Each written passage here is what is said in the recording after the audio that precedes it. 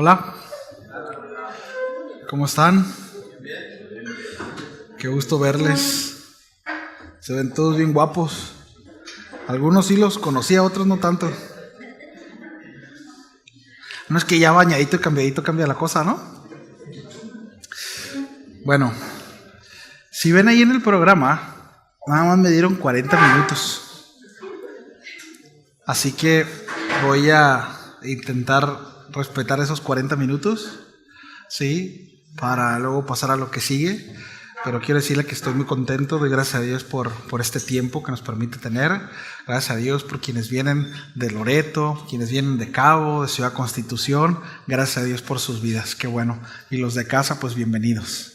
Bienvenidos todos. Bien, pues vamos a empezar. El tema que vamos a tratar en esta miniserie de 2 enseñanzas es el contentamiento conyugal, ¿sí? Y el primer título, la primera enseñanza es: la piedad antecede el contentamiento, ¿sí? La piedad antecede el contentamiento. Y nuestro texto base es 1 Timoteo, capítulo 6, versículo 6. Y dice: pero gran ganancia es la piedad acompañada de contentamiento. Vamos a orar. Señor, muchísimas gracias. Eres bueno, Señor. Eres grande y maravilloso, y como te cantábamos hace un momento, tú lo llenas todo, Señor. Eres todo suficiente para nosotros, Padre, y estamos aquí reconociendo que necesitamos de tu dirección, que necesitamos de tu palabra para poder caminar, Señor, conforme a lo que tú estableces, Señor, como verdad. Así que ayúdanos, Señor, como matrimonios, como iglesia, como tu pueblo. Te pedimos que nos des la gracia para poder recibir tu consejo esta tarde. Y personalmente, Señor, te pido, dame la gracia, Padre, para poder compartir lo que quieres hablar a tu pueblo, a tu iglesia, Señor. Gracias en el nombre de Jesús. Amén y amén. Bien. Déjenme dar un pequeño contexto acerca de dónde estamos parados en cuanto a 1 Timoteo capítulo 6, ¿sí? 1 Timoteo es una de las cartas pastorales que el apóstol Pablo escribe, ¿sí? A Timoteo le escribe dos cartas, son las que tenemos en el canon, y estas fueron escritas, repito, de parte del apóstol Pablo, y en este caso se le escribe a Timoteo, un joven pastor, el cual estaba a cargo de la iglesia en Éfeso, ¿sí? Entonces, Éfeso era una ciudad comercialmente próspera, ¿sí? Culturalmente plural. Allí había, la iglesia en ese lugar enfrentaba falsas doctrinas, enseñanzas motivadas por la ganancia económica y una creciente pérdida del enfoque en cuanto a la piedad verdadera, y esto es importante, ¿sí? Y Pablo le escribe precisamente a Timoteo para instruirlo en cuanto a cómo debe de mantener el orden en la iglesia, cómo debe de mantener la pureza doctrinal, ¿sí? Y la integridad del ministerio dentro de la comunidad que en ese momento se estaba contaminando por el materialismo y por la religiosidad interesada, ¿sí? Entonces, en 1 Timoteo, ahí en el capítulo 6, pero del versículo 3 al 10, Pablo confronta a los falsos maestros que precisamente usan la fe como medio de lucro. En el versículo 5 dice que estos hombres piensan que la piedad es fuente de ganancia, ¿sí? Es decir, utilizan la apariencia espiritual para entonces obtener un beneficio propio.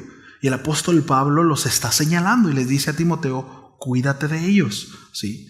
En este contexto, precisamente Pablo, ¿sí?, contrasta esa corrupción con una gran verdad, y es precisamente aquí en el versículo 6 donde dice: pero gran ganancia es la piedad acompañada de contentamiento, ¿sí? Pablo no niega que haya ganancia en la piedad, ¿sí lo vemos? Pero lo que sí hace es que redime o redefine más bien lo que es una ganancia verdadera. No dinero, no reconocimiento, sino una vida de devoción a Dios unida con un corazón satisfecho en Él. Diga conmigo: un corazón satisfecho en Él, ¿sí? Entonces, Pablo dice: gran ganancia. Gran ganancia es la piedad acompañada de contentamiento. Este orden no es casual. Es decir, antes de hablar de la satisfacción, el apóstol Pablo habla acerca de la piedad. ¿Sí? La piedad. Esta palabra en el griego sí habla acerca habla acerca de una devoción reverente hacia Dios. ¿Sí? Y esto nos recuerda que no se puede tener un matrimonio piadoso si primero los individuos que lo componen no son piadosos. ¿Sí? No puede haber un matrimonio piadoso si los cónyuges no son piadosos. ¿Sí? Entonces, esta palabra en griego es la palabra eusebeia. Esta palabra denota, repito, devoción reverente hacia Dios. ¿Sí? Y esta devoción hacia Dios se refleja a través de la conducta, a través del caminar, del proceder. No es solo una moralidad externa, sino una vida moldeada en el temor del Señor. ¿Sí? Es decir, tiene que ver con un carácter que busca precisamente hacer la voluntad de Dios, no solamente cuando lo ven, sino también cuando no lo ven, en todo tiempo. ¿Sí? Entonces, en cuanto a esto aplicado al matrimonio, bueno, de nuevo, un matrimonio piadoso, ¿sí?, no es el que aparenta espiritualidad, sino el que rinde su voluntad a lo que Dios establece. Y lo rinde en decisiones cotidianas, en las más mínimas, ¿sí?, en todo momento, en la comunicación, ¿sí?, en la paciencia, en el amor unos por otros, en la administración del hogar, en el perdón, etcétera, etcétera, etcétera. Ahorita vamos a ver un poquito más acerca de eso. ¿Sí? Entonces, el matrimonio, y esto es importante, no crea piedad, la revela. Va de nuevo. El matrimonio no crea piedad, revela si hay piedad o no hay piedad.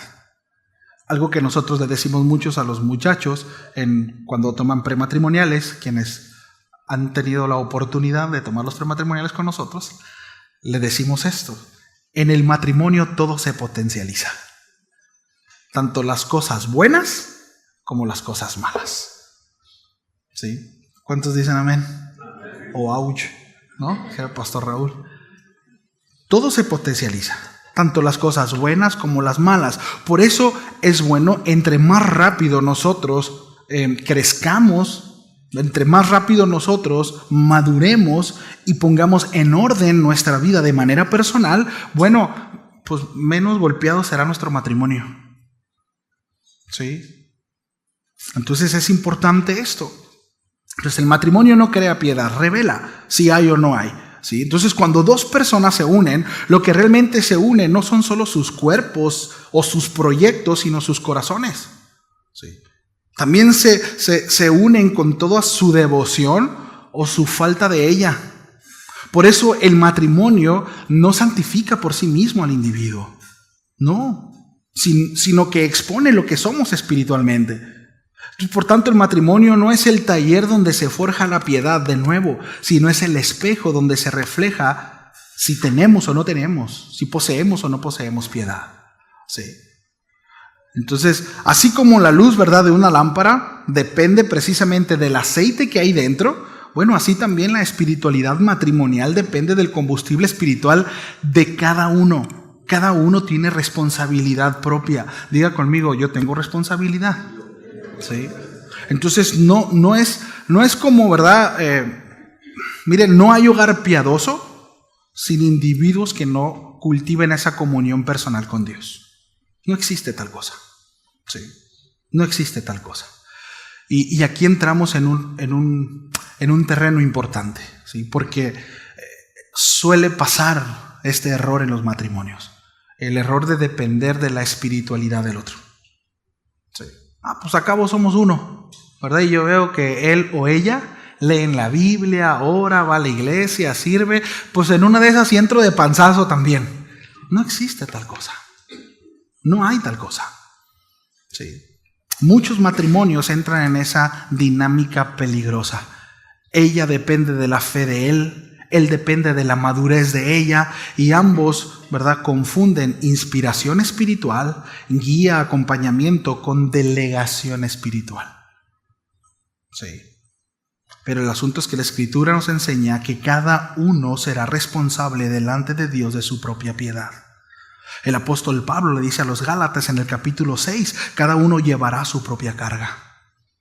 Asimismo, el apóstol Pablo le escribe a los Filipenses en el capítulo 2 y le dice, ocúpate de tu salvación con temor y temblor.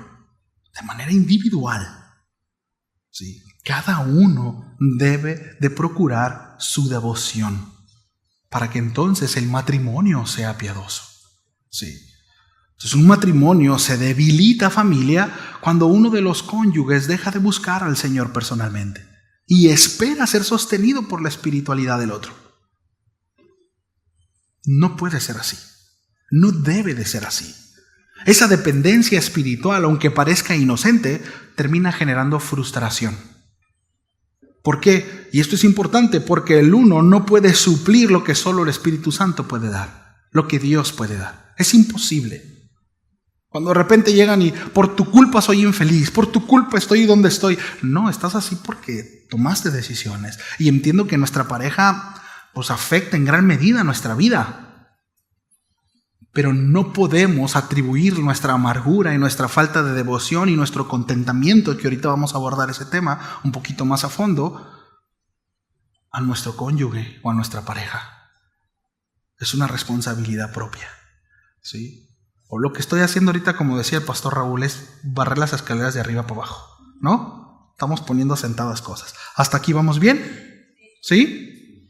Entonces, ¿hay una responsabilidad mutua? Sí. Sí hay una responsabilidad mutua, ciertamente. Sí. Pero no, esta no es sustitutiva. ¿Sí? No sustituye nada. Es decir, la piedad sí tiene un compromiso mutuo. Efesios 5:25 muestra que el esposo debe de procurar la santificación de la esposa, ¿sí? Por medio de la palabra. Hay una responsabilidad, ¿verdad? El autor de Hebreos en el capítulo 10 nos llama que a estimularnos al amor y a las buenas obras unos a otros. Sin embargo, ese estímulo no sustituye la responsabilidad individual. Nadie puede orar por ti. Yo no puedo orar por mi esposa. Yo no puedo obedecer al Señor por mi esposa.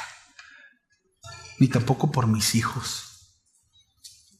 ¿Sí lo vemos? O sea, no es porque, así como decimos, ¿verdad? Dios no tiene nietos. Bueno, Dios tampoco tiene suegros o yernos. Porque es mi suegro, porque es el Dios de mi esposo o el Dios de mi esposa. ¿Sí? No hay tal cosa. ¿Sí me explico? Eso en cuanto a la salvación, ¿verdad? Entonces, nadie puede orar por ti. Nadie puede tomar tu comunión, tu responsabilidad y comunión con Dios por ti. Mi esposa no puede tomar mi lugar ahí. Mi comunión y mi intimidad con el Señor es un lugar donde mi esposa no puede entrar. Mis hijos no pueden entrar. Se trata de Dios y yo. Sí, es una intimidad personal. Y hay una relación en donde entra como pareja, pero ese es otro asunto. Sí. Entonces, un hogar se vuelve espiritualmente inestable cuando solamente recae la espiritualidad en uno. Es como remar en una barca donde solamente uno está remando. No avanzan. ¿Qué pasa? Solo se va a girar en círculos, ¿cierto? Es decir, para que la función del matrimonio sea óptima en cada uno, ambos deben de trabajar en equipo. Ambos deben de trabajar realizando con fidelidad la función que Dios ha asignado a cada uno. Y esto es bien importante. Sí. El matrimonio no es una competencia de fuerza, como tristemente lo están vendiendo hoy en día. No hay tal cosa. Es una colaboración de propósitos. Funciones distintas. Sí. Pero al final es una colaboración de propósitos. ¿Sí? Colaboramos para cumplir el propósito de Dios. No se trata que la mujer se una al matrimonio para que se cumpla el propósito del hombre. No se trata que el hombre se una al matrimonio para cumplir el propósito de ella. Juntos cumplimos el propósito de Dios, el cual fuimos llamados. Con funciones distintas y muy específicas. ¿Sí? Que es todo un tema. Ya hemos hablado acerca de eso y no es el tema el día de hoy. ¿Sí? Pero es importante entender esto. El matrimonio no se trata de ver de quién puede más. ¿Sí? Es una frase que ya hemos usado, pero encaja perfectamente bien. Recordemos que en el matrimonio, si uno gana, los dos pierden. ¿Sí? Si uno gana, los dos pierden. No se trata de ver quién gana. Entonces, es como un equipo de fútbol americano. Y digo el fútbol americano porque puede haber, ¿cuántos saben más o menos de fútbol americano? Sí. Bueno, puede haber un excelente quarterback, es el que lanza el balón, y puede tener un brazo sorprendente, y puede memorizarse, ¿verdad?, cada una de las jugadas y la ruta de sus receptores, pero si sus receptores no obedecen al formato, si sus receptores no obedecen a lo que está anunciando el quarterback, o no se apegan, hacen sus rutas como quiera, pues no sirve de nada las virtudes del quarterback. No sirve de nada. Puede tener un super brazo, pero si su equipo no trabaja en conjunto y es diligente en cuanto a lo que tiene que hacer en su función, no sirve de nada. Asimismo, puedes tener una esposa muy virtuosa, muy piadosa, llena de Dios, pero si tú no haces tu parte como esposo, poco van a avanzar. Y viceversa. Puedes tener un hombre muy virtuoso, un hombre lleno de Dios que teme al Señor, pero si estás, ahora sí que diría el pastor, ¿verdad? O el clavo, la clave, ¿no? Si somos lastre de nuestro cónyuge, porque somos uno. ¿Sí lo vemos? Entonces,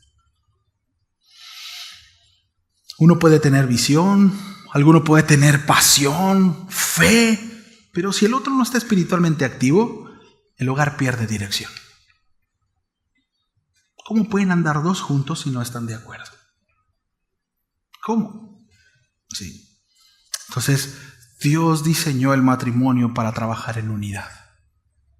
No es tú y yo y a ver cómo le hacemos. No, alguien por ahí dijo, ¿verdad? El matrimonio no son dos mundos distintos intentando hacer uno solo, sino es la destrucción de dos mundos para crear uno solo. Más o menos. No, pero se entiende. Ya no hay más yo, ya no hay más tú. Somos nosotros.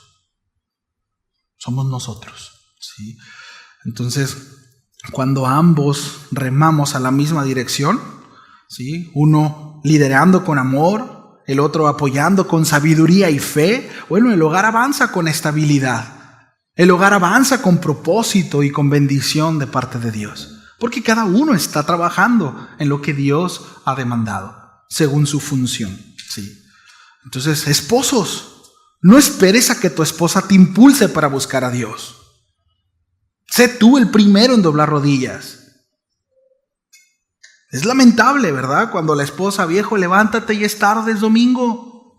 Ándale. Y ahí anda con los chamacos, con la pañalera y acá haciendo desayuno y dame chance 5 minutos más.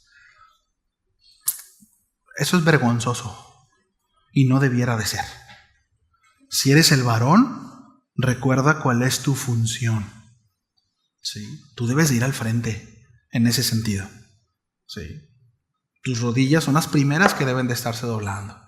Tú debes de ser ejemplo para tu esposa y para tus hijos en cuanto a eso. ¿Sí? Por otro lado, esposas, hermanas, pues bueno, tu fe no puede estar depositada en tu esposo. ¿Sí?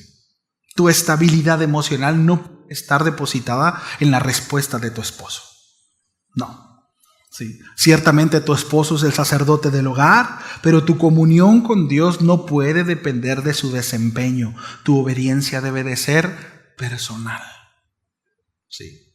Y viceversa, ¿no? Entonces, ambos pues busquen al Señor, ¿no? Busquen a Dios, pero sin dejar de buscarlo por separado. Si tu relación con Dios depende nada más de las oraciones, si es que las haces con tu esposo en la mañana, te falta tu relación personal. ¿Sí? Entonces, el contentamiento conyugal comienza cuando cada uno decide, ¿verdad?, servir al Señor de manera personal, colgar, ¿verdad?, su fe en el madero, en el Señor, y no en el otro, y no en el cónyuge. ¿Sí? Entonces, dice el apóstol Pablo, ¿verdad? Ciertamente gran ganancia es la piedad con contentamiento. Bueno, la palabra usada por Pablo aquí como contentamiento es la palabra autakeia, ¿sí? esta palabra son dos palabras, una palabra compuesta de dos, es autos de uno mismo, y la otra palabra es arkeos, ¿sí? Que significa bastar o ser suficiente o tener lo necesario. Por tanto, esta palabra literalmente significa, y es bien interesante, suficiencia en sí mismo. Ojo con esto, o tener dentro lo necesario para estar satisfecho. En el mundo grecorromano, especialmente los estoicos, describían una virtud ideal y se referían a esto, a la autosuficiencia, es decir, una independencia emocional de las circunstancias externas, ¿sí? Independiente de cómo esté o lo que esté pasando, mi emoción, ¿verdad? Mi temple no tiene que ver con eso, ¿sí? Para eso usaban esta palabra. Ahora, el apóstol Pablo, ¿sí? Redefine de alguna manera esta palabra. Y el concepto lo usa así. Para él, esta palabra, ¿sí? No es independencia del mundo, sino dependencia de Cristo. Por ejemplo, y en Filipenses 4, del 11 al 13, ahí después lo lee completamente, pero cuando dice he aprendido a contentarme, usa el mismo verbo, arqueo, y lo explica con una frase clave después en el versículo 13. Todo lo puedo en Cristo quien me fortalece. ¿Sí? Así que el contentamiento cristiano no es una autosuficiencia, sino una cristosuficiencia. ¿Sí lo vemos? ¿Sí? Es decir, gran ganancia es vivir devotamente a Dios con la satisfacción que brota de depender de Él y no de las circunstancias. ¿Sí lo vemos? Sí. Gran ganancia es vivir en devoción a Dios con la satisfacción que brota de depender de Él y no de las circunstancias, porque en el mundo habrá aflicción. ¿Sí? El mensaje del Evangelio no es ven a la iglesia para que tu matrimonio deje de sufrir circunstancias adversas. No hay tal cosa. No hay tal cosa. En el mundo tendréis aflicción, pero confíen, yo he vencido al mundo.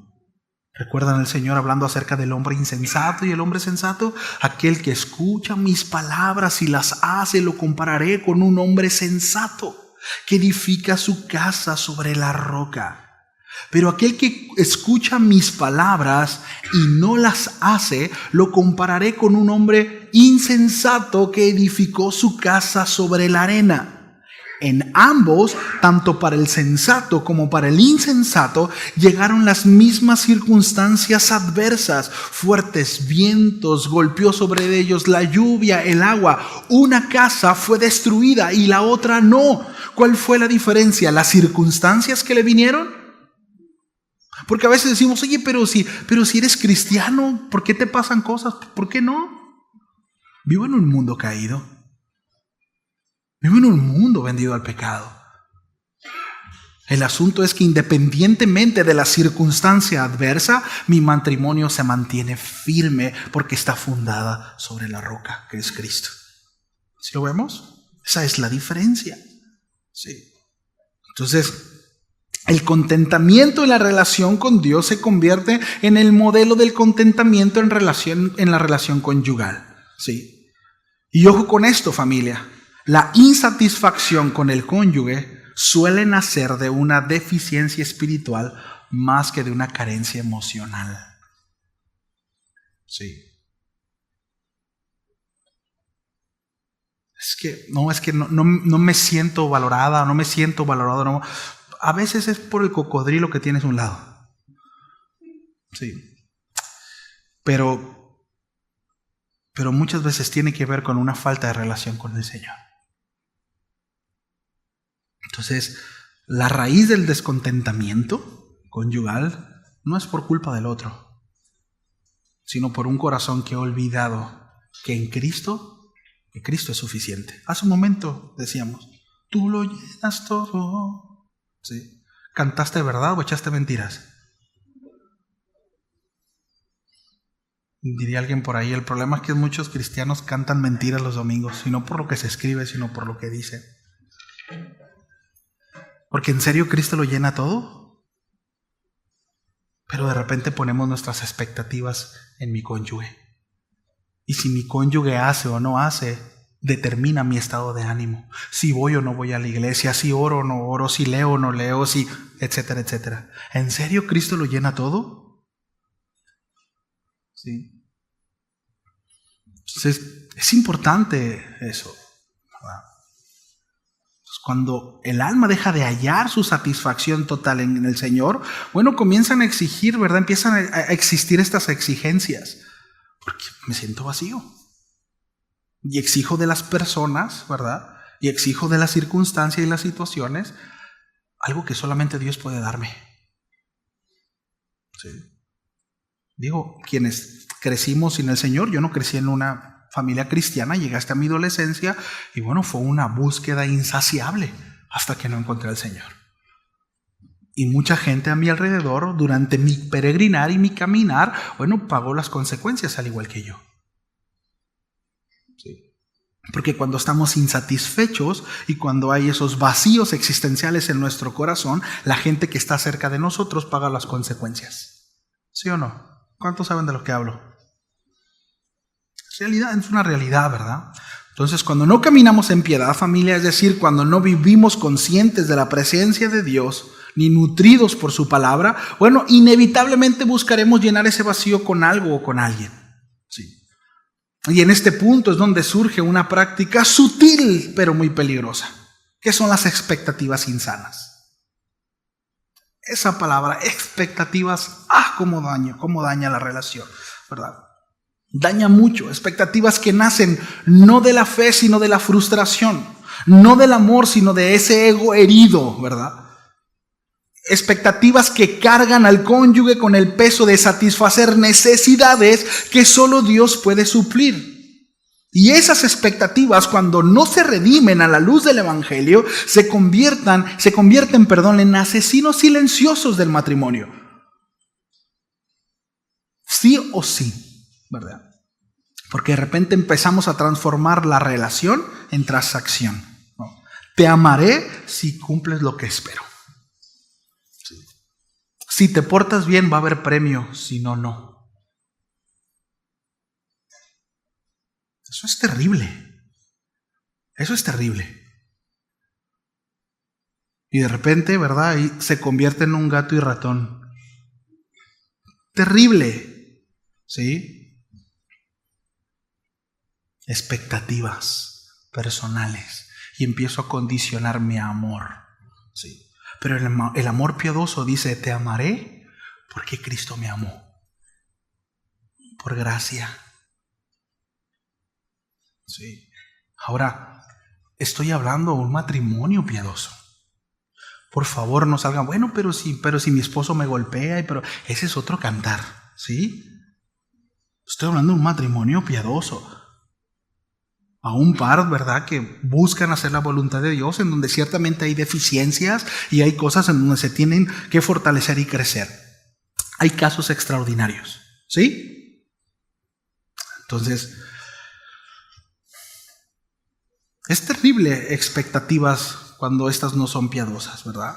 Ahora, el problema no es tener expectativas, sino convertirlas en demandas que el otro debe de cumplir para que yo esté bien. Sí. Cuando eso sucede en familia, el matrimonio deja de ser un pacto de gracia y se transforma en un contrato de rendimiento, ¿verdad? Ya es un contrato ahí de, ¿verdad? Depende de lo que hagas, es lo que te doy. Y ahí el otro así como que pues ahora no te doy lo de la semana, que no te portaste bien.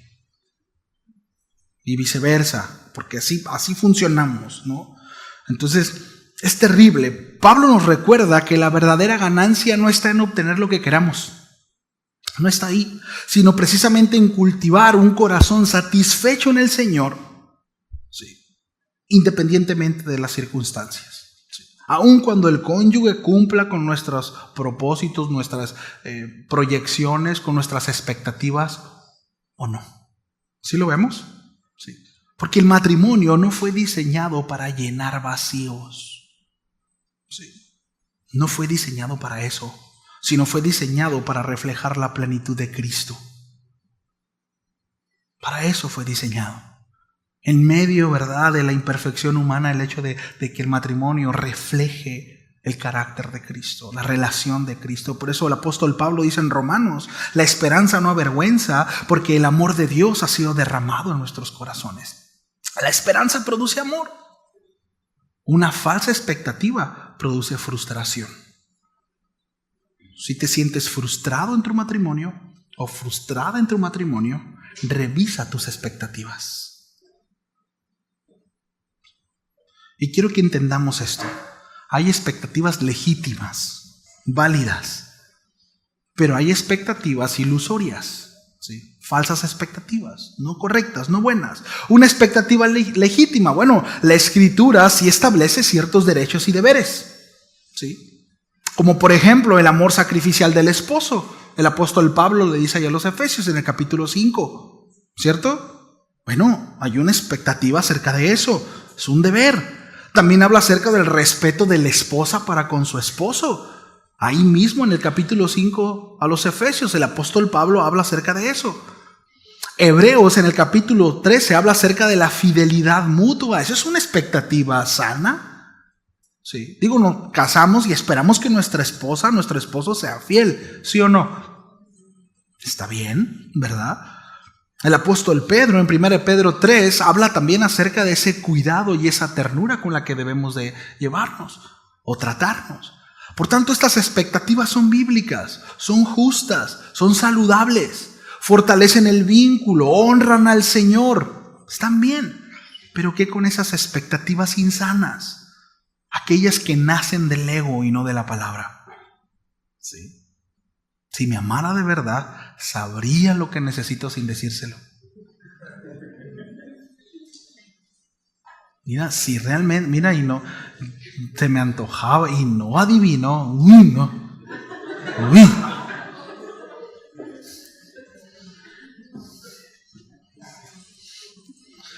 Parece chiste, ¿no? Entonces, no, y tiene que cambiar. ¿Por qué? Porque yo digo, porque quiero que cambie, ¿no? O una expectativa, tendremos la misma pasión que los primeros meses de casados. No es cierto, ¿no? Si no nace, ¿verdad? Si no le nace, no vale.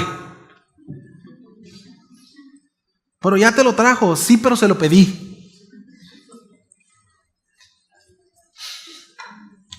Sí saben de los que hablo, ¿verdad? Ok. Bueno, estas expectativas transforman al cónyuge en un ídolo funcional. ¿Sí lo vemos? Tiene que llenar mis requisitos. Hermanas, con todo el amor de mi corazón, la Biblia dice que el hombre debe de amarte, tu esposo te debe de amar, pero no como tú quieres, sino como Cristo amó a la iglesia. Sí. Son cosas distintas, porque de repente es ámame como yo quiero. No. Ahora, pues a veces pues Cristo nos sujeta, ¿no? Nos lleva y nos dirige, ¿verdad? Y nos corrige. Porque muchas veces nosotros definimos o lo ponemos como sinónimo amor con un no me des la contra. Es que yo pienso, y si tú no piensas como yo pienso, no me estás amando. No, hermana, no es así. Por otro lado, varones, como Cristo ama a la iglesia y se dio a sí mismo por ella. Sí. Es decir, no buscó lo propio, sino que se entregó. Si no estamos amando así a nuestra esposa, no estamos amando como el Señor demanda que lo hagamos. ¿Sí lo vemos? Tampoco es la voy a amar como mi abuelito amó a mi abuelita o como mi papá amó a mi mamá. No, pero es que a ellos les funcionó, tienen 85 años de casados. Pero no es así. Si no lo hacemos como la Escritura dice, no estamos sujetos a Dios y estamos haciendo lo que se nos pega la regalada gana. Por tanto, bueno, no nos sorprendamos si no hay frutos eternos. Sí.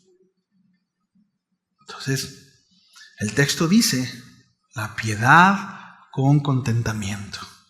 Si no hay piedad, no habrá contentamiento, habrá resignación. Y un matrimonio resignado es terrible. Es terrible. Estoy contigo porque pues ya me casé. Y pues porque soy cristiano. Y pues no me puedo divorciar. ¿Y qué van a decir los hermanos? No, mejor así. Hacemos como que funcionamos y vamos a la iglesia. Es un matrimonio resignado. No es un matrimonio en contentamiento. ¿Sí lo vemos? Y ese no es el propósito del matrimonio. Si tú no estás disfrutando tu matrimonio, si no hay plenitud en tu matrimonio, si no hay contentamiento en tu vida, revisa tus prioridades. Revisa tu relación con el Señor. Revisa tu fe. No la de tu esposo, no la de tu esposa, la tuya. ¿Sí? Entonces, no se puede ser verdaderamente contento si primero ser piadoso. Porque el contentamiento no es una cuestión emocional, sino espiritual. La piedad produce estabilidad interior. ¿Por qué? Porque fija el corazón en un Dios inmutable. ¿Sí lo vemos? Dios no cambia. De repente andamos como veleta, ¿verdad? Nosotros para arriba, para abajo, para arriba. Bueno, pues necesitamos confiar más en el Señor. Estar mucho más cercanos con Él. Un matrimonio piadoso no es el que nunca discute, sino es el que en medio del desacuerdo se sujeta a la voluntad de Dios. Y si está sujeto a Dios, bueno, por tanto va a prevalecer. ¿Qué va a prevalecer? El amor, el perdón. No buscará venganza ni tampoco buscará daño al cónyuge. Miren, porque si nosotros sabemos qué botones puchar, ¿sí o no? Nosotros sabemos qué decir y cómo actuar para sacar de sus casillas a nuestro esposo o a nuestra esposa. Sabemos qué decir para herir, para lastimar. Bueno, eso es antagónico al amor. Eso es totalmente antagónico al amor. No hay piedad ahí. Dios no está ahí. Cuidemos el corazón de nuestra esposa y de nuestro esposo. ¿Sí? Un piadoso aprende a decir, bueno, no tengo todo lo que quiero, pero tengo todo lo que necesito en Cristo. Y está bien. ¿Sí? Entonces recordemos que Cristo no exigió ser servido, sino sirvió. El esposo y la esposa hallan plenitud, no al exigir, sino al imitar a Cristo en su entrega. ¿Sí? Conclusión. Aplicaciones prácticas. ¿Va? 5 puntos. Punto número 1. Redefinir expectativas a la luz del Evangelio.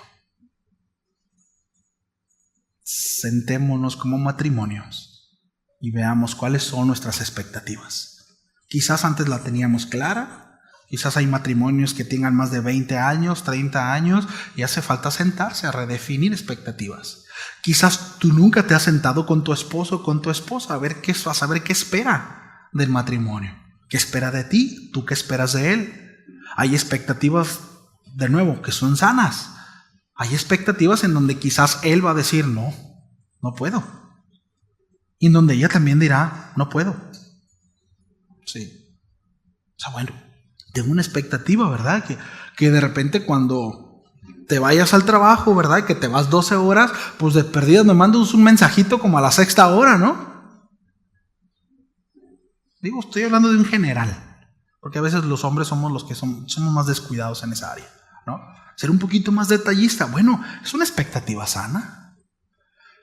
Pero está la otra parte. ¿Y qué si no sucede? El matrimonio tiene que romperse por eso. Y por otro lado, ¿no? Una buena expectativa. Pues yo quiero que te levantes a hacerme lonche. Creían que no iba a sacarlo, ¿verdad? Lo del lonche. Es una expectativa sana. Es una expectativa sana. ¿Sí? Funciones. Pero bueno, ¿y si no te hace lonche? ¿Eso ya es digno de que el matrimonio se frustre y no prospere? ¿Sí me explico? Diría un pastor por ahí, mi esposa nunca se ha levantado a hacerme café en la mañana y yo me levanto y pongo como 15 cafeteras, dice, ¿no? Y yo solo me hago café. Y a veces mi esposa se levanta y dice, pero ¿por qué pusiste tanto café? Yo lo puse, mujer, ¿a ti qué? ¿Verdad? Bueno, tú no me quieres hacer café, me levanto yo y me hago café. No sé si me explico. Sí. Con esto miren, ahorita viene otra enseñanza, ¿sí? Pero no estamos hablando de subsidiar negligencias. Estamos hablando acerca de nuestra devoción personal con el Señor. No nos puede afectar nada. Entiéndase lo que digo, porque hay muchas cosas que nos afectan. Pero mi compromiso con Dios es personal, ¿sí? Entonces, déjame estar marcando presión. Redefinir expectativas a la luz del Evangelio, ¿sí? Antes de pedir algo a tu cónyuge, pregúntate a ti mismo, a ti misma, ¿esto honra a Cristo o exalta mi ego? Es una buena pregunta para las expectativas. ¿O estoy intentando suplir una necesidad propia? ¿Sí? Punto número 2. Practicar la gratitud diaria. Agradece lo que tu cónyuge sí hace, porque algo debe de hacer, ¿no? Agradécelo. Agradece lo que tu cónyuge sí hace. Aunque parezca pequeño, la gratitud disuelve la crítica, así como la luz disuelve las tinieblas. Y esto se va a cualquier ámbito, ¿eh? Si traes a alguien si traes atravesado a Carlitos, a Bogdan, al pastor, ¿verdad?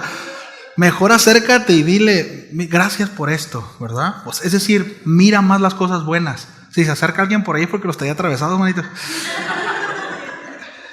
¿Sí me explico? Es decir, exaltar las cosas que sí se hacen bien. Sí. Ninguno es monedita de oro, ¿verdad? O sea, habrá cosas que hacemos, por supuesto que hacemos mal.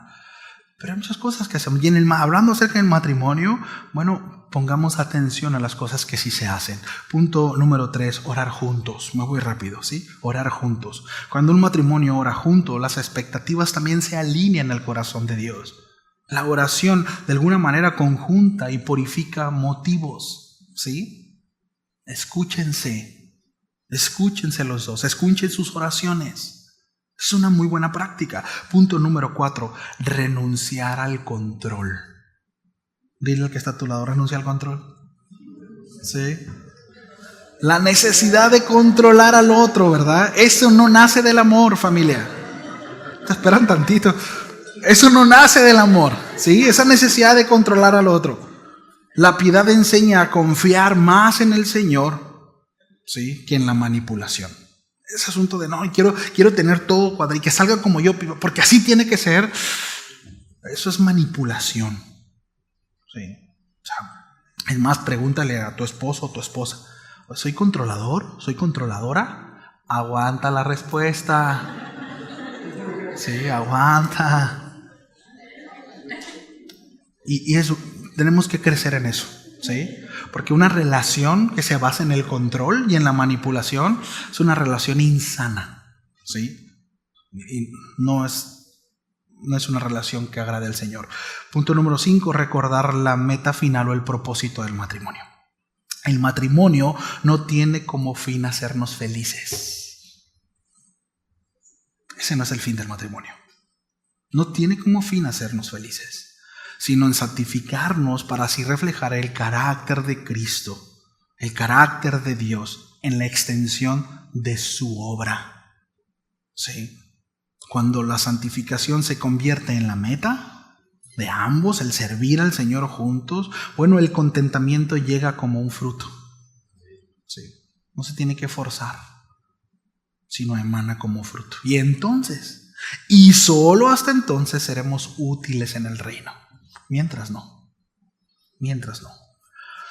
Así que, final, el apóstol Pablo no escribió 1 Timoteo 6:6 solo para corregir a los falsos maestros, sino para recordarnos a todos que la verdadera riqueza del creyente no está en lo que obtiene, sino en aquel que todo lo sostiene. ¿Sí? Como cantábamos hace un momento, ¿no? Él lo llena todo, Él es todo suficiente.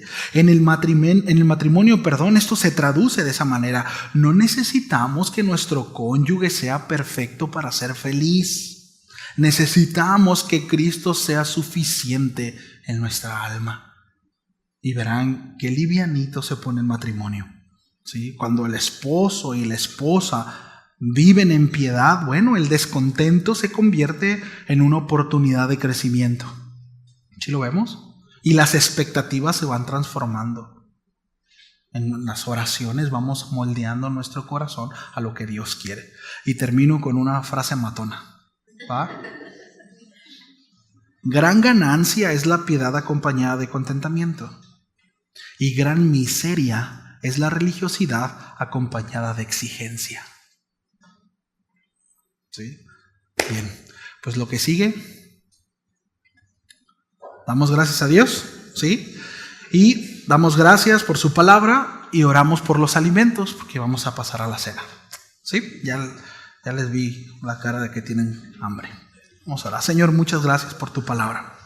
Enséñanos, Señor, a crecer en esta área, Padre, a depender más de ti, que como matrimonios entendamos, Señor, que nuestra relación es personal contigo y que podamos reconocer que muchas veces, Señor, lo que vivimos en la relación conyugal, dentro de los matrimonios, dentro de los hogares, no es más que una frustración resultado de una falta de dependencia de ti, Señor.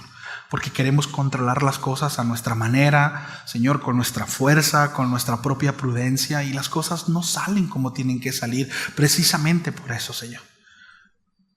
Hemos de reconocer que el matrimonio fue una institución establecida por ti, no por el hombre. Por tanto, el matrimonio se debe de llevar a cabo como tú lo estableces, bajo tus normas, Señor. Enséñanos y ayúdanos a abrazar esta gran verdad para entonces poder relacionarnos, Señor, como tú demandas que sea. Y que así podamos disfrutar nuestras relaciones, Señor. Podamos disfrutar nuestros matrimonios y que verdaderamente te glorifiquemos a ti, Señor. Y que podamos ser útiles. Gracias, Señor, a ti sea la gloria, y damos gracias también por los alimentos que hemos de tomar. Gracias por tu provisión, por la vida de cada uno de mis hermanos, por el esfuerzo también que se hizo para poder estar en este lugar, Señor. Muchísimas gracias, Padre. En el nombre de Jesús, amén y amén.